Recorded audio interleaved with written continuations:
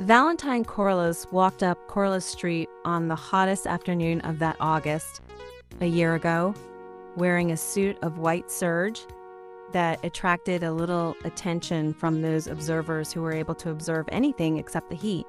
The coat was shaped delicately.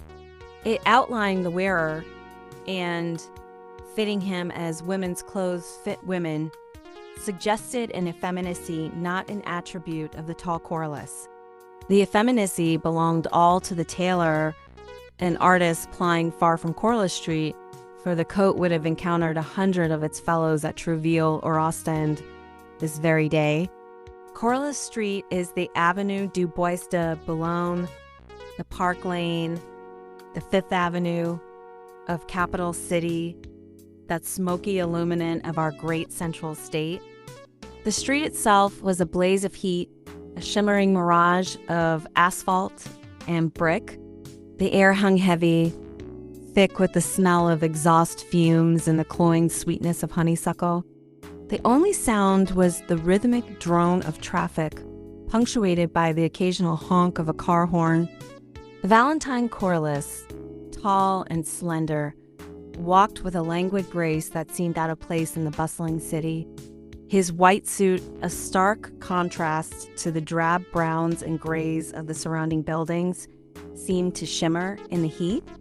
He carried himself with an air of quiet confidence, his head held high, his eyes fixed on the horizon. As he walked, he noticed a young woman sitting on a bench, her head bowed, her shoulders slumped. She was dressed in a simple cotton dress, her hair pulled back from her face. She looked like she was in deep thought, her brow furrowed in concentration. Valentine Corliss hesitated for a moment, then stopped in front of her.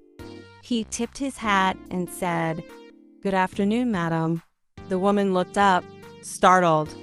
She blinked, as if coming out of a trance. "Good afternoon," she said, her voice a soft whisper. "You seem troubled," Valentine Corliss said. "May I offer you some assistance?" The woman hesitated, then shook her head. "No, thank you," she said. "I'm just thinking." Valentine Corliss nodded. "I understand," he said. "Perhaps a walk would help. The afternoon is beautiful, even if it is a bit warm." The woman smiled faintly. "Thank you," she said. "I think I will." And so Valentine Corliss and the young woman walked together down Corliss Street, their footsteps echoing in the stillness of the afternoon.